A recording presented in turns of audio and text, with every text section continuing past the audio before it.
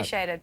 All right, so the U.S. Congress takes the one hand and gives with the other. On Wednesday, the House impeached the president. Today, it's poised to greenlight his signature trade achievement, USMCA.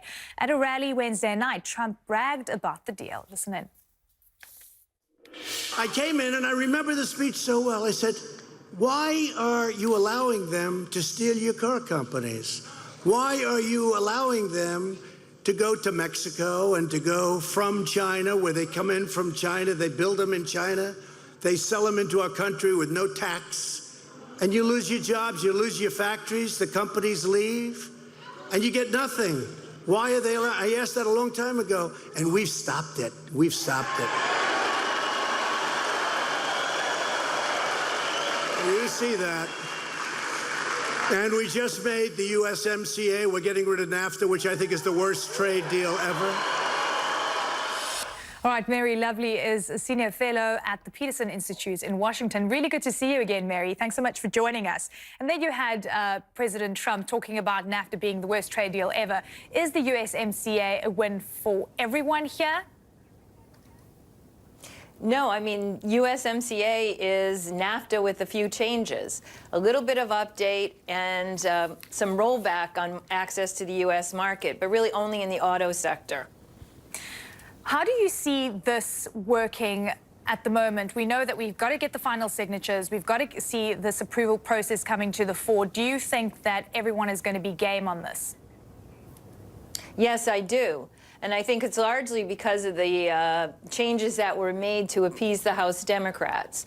Those changes tightened up enforcement of labor provisions, particularly the right to unionize in Mexico, and how we're able to monitor those changes and enforce those changes, and also a bit of tightening on the environmental agreements. So the Democrats are on board. I think eventually Republicans who are not happy because this process is not to their liking, also because it really rolls back access and probably decreases competitiveness of the North American automobile industry. They're going to have some grumbles, but in the end, Mitch McConnell will get the votes for the president. Yeah, and let's talk about the Phase 1 trade deal as well, because that is a big game changer and finally putting trade tensions to rest. However, we have seen, you know, conversations leading up to almost finalization and then it falling apart as well. Do you think that we're finally getting to the end of this? I do. I believe we are finally getting to the end of this. I believe that neither side wanted the December round of tariffs, which would have fallen largely on cell phones and laptops. I think both President Xi and President Trump need at least a ceasefire in this. It's good for both economies. It's time for them to talk about the things that were an issue. So this trade war was hurting both sides. It really wasn't, increased escalation wasn't going to get us anywhere. And so I think we have a ceasefire, and I think it will hold. Yeah.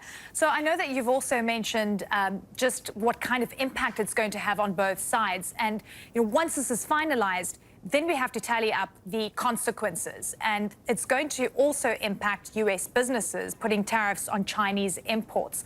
What kind of figures are we looking at here? Because we heard the Fed secretary earlier talking about the fact that the USMCA deal could possibly add 0.5 percentage point of growth to GDP in the US. But we've also got to look at all the impacts, don't we?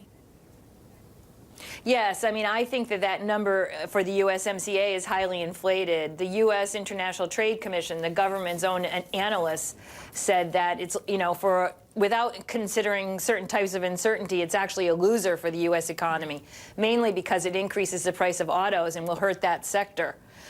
So I think we have to separate out sort of the rhetoric from what we know or what we think we know based on our economic models. As far as the China deal, we saw that tariffs are just not a very good instrument to get change in China. The tariffs were hurting American businesses.